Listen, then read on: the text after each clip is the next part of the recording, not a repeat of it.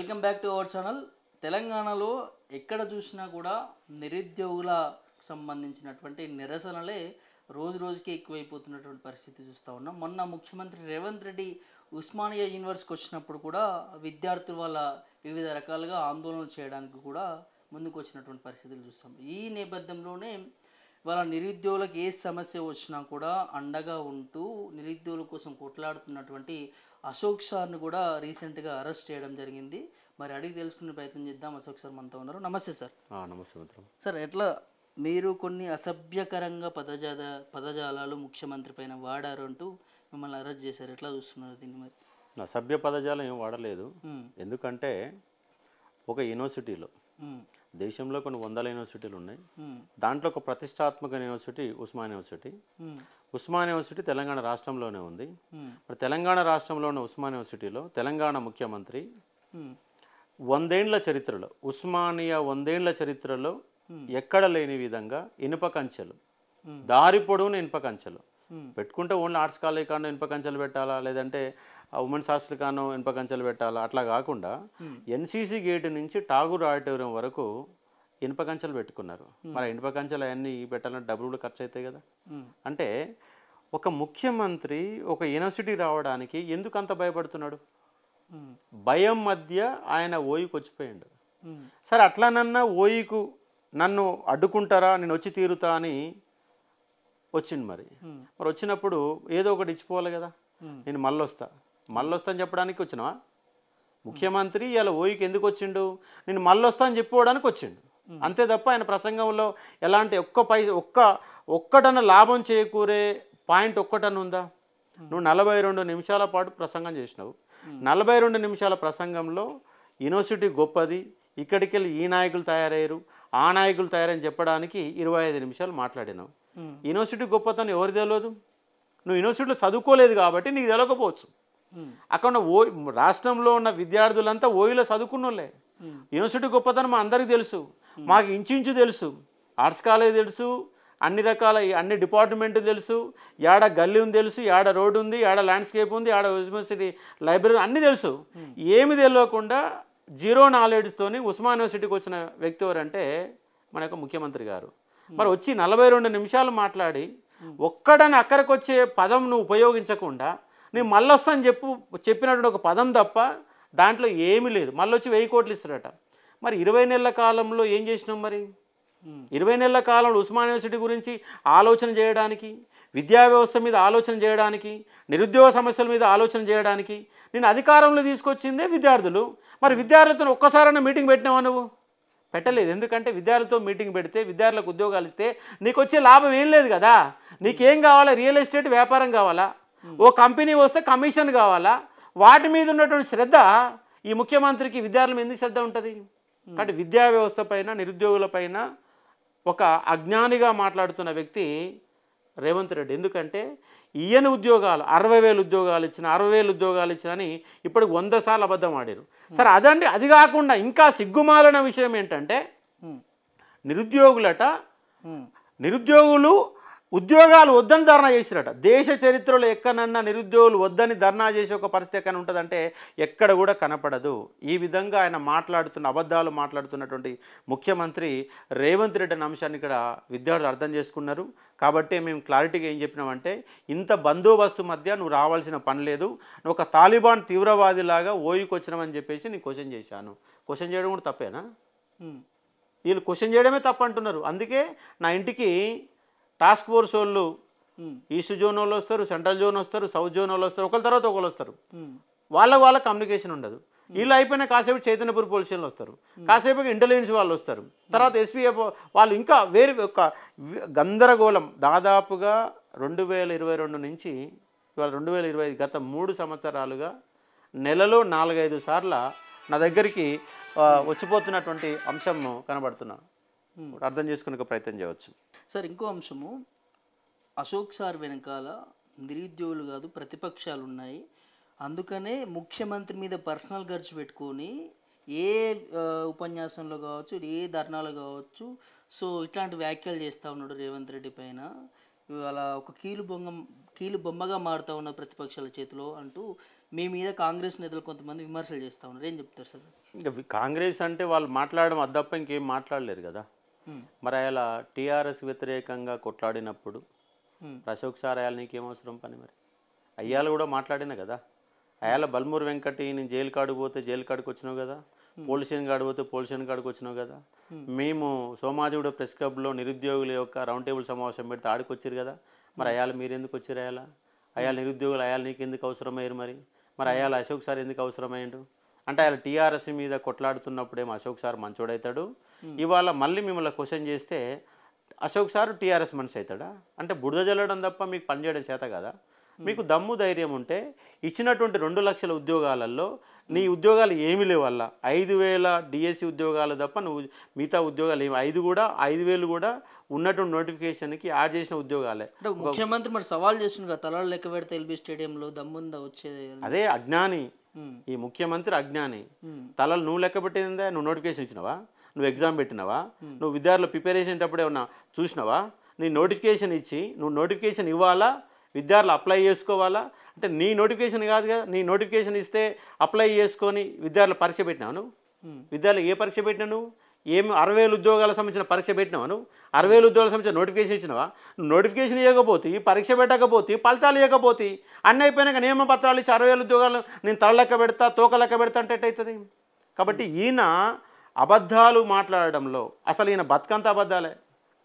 ఈయన జెడ్పీటీసీ స్థాయి నుంచి ఇవ్వడానికి ఎట్లా ఆయన అటువంటి ఎదిగిన యొక్క క్రమం ఏం కనబడుతుంది?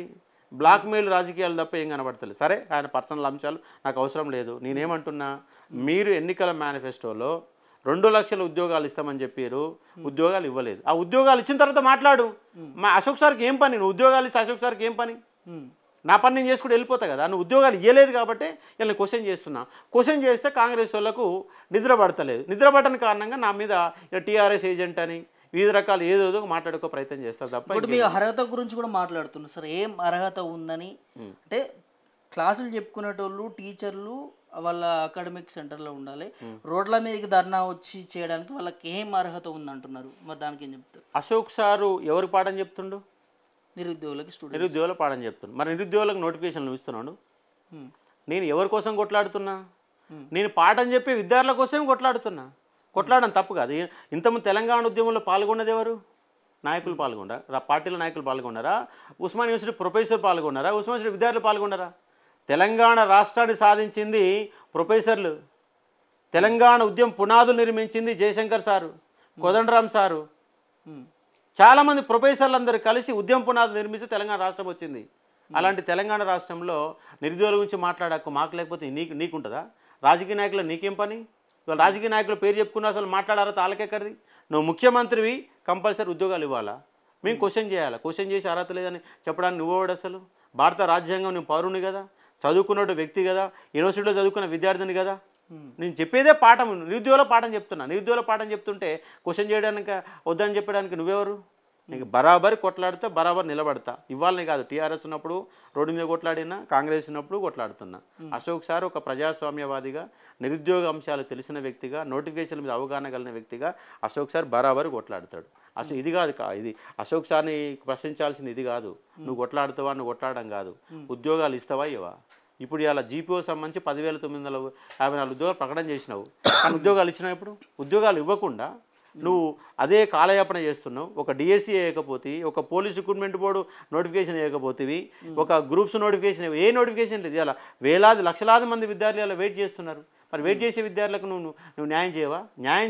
నోటిఫికేషన్ వేసిన తర్వాత మాట్లాడు, దానికి విమర్శలు సమాధానం చెప్తా. నువ్వు ఏమి ఇవ్వకుండా ఊకనే అశోక్ సార్ మాట్లాడొద్దంటే నా గొంతు నొక్కి ఎందుకు ప్రయత్నం చేస్తున్నారు?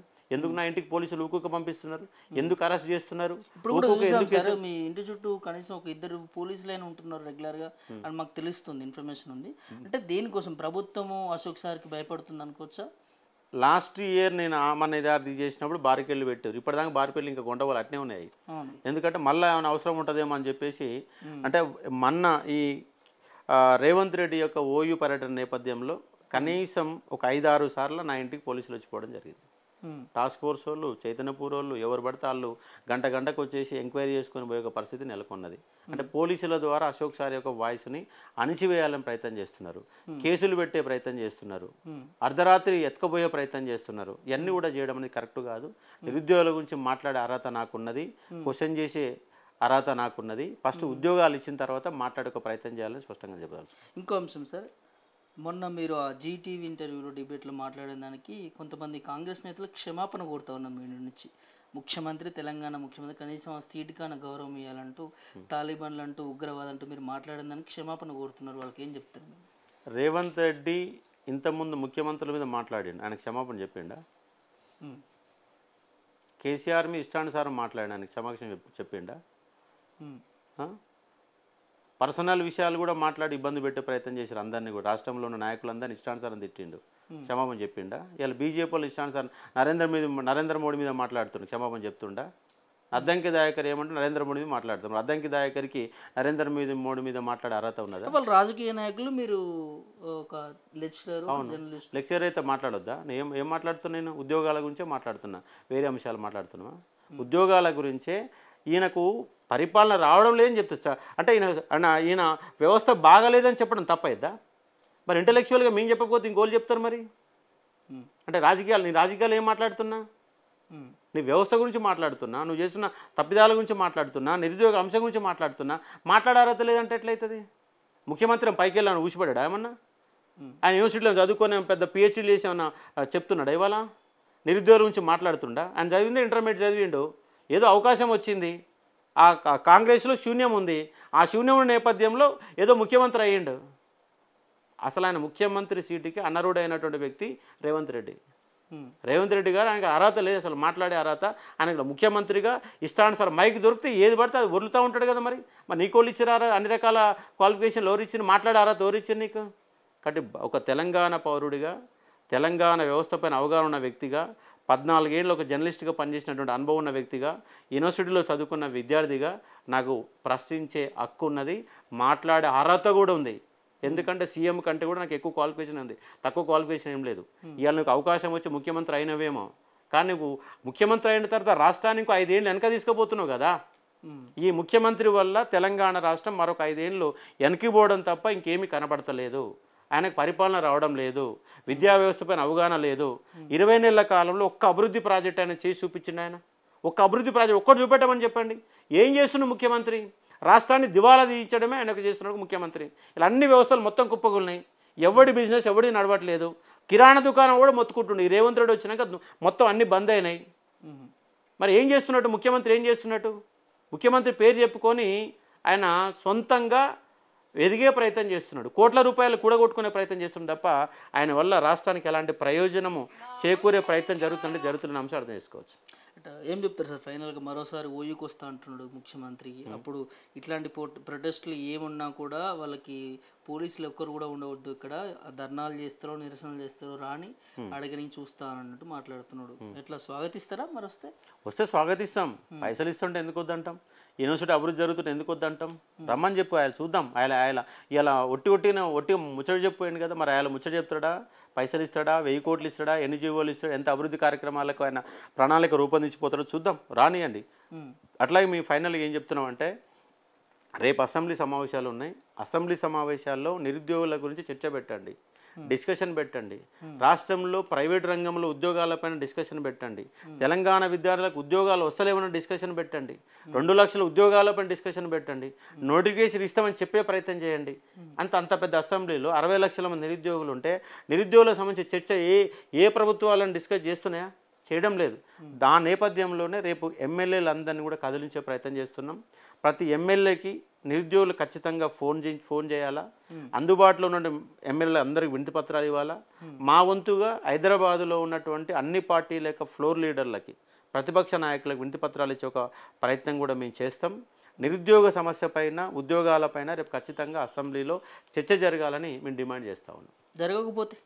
జరగకపోతే మా కొట్లాట ఎట్లా కొనసాగుతుంది కదా. అక్కడ స్థానిక సంస్థలు అనేవి, ఎన్నికలు అనేవి జరగడానికి అవకాశం ఉంది. ఆ నేపథ్యంలోనే వాస్తవంగా సెప్టెంబర్ 1 నుంచే నేను ఆమరణ నిరాహార దీక్ష చేయాలని కూడా నిర్ణయించుకోవడం జరిగింది. ఈ స్థానిక సంస్థ ఎన్నికలు రేపు 5వ తారీఖు 6వ తారీఖు వస్తే మనం మొదలుపెట్టినటువంటి పని సక్సెస్ కాదు కాబట్టి దాన్ని ఆపుకొని రేపు ఫ్లోర్ లీడర్లను మొత్తం కూడా కదిలించే ప్రయత్నం చేసి వినతిపత్రాలు అని ఒక ప్రయత్నంగా మొదలు పెట్టుకుపోతున్నాం.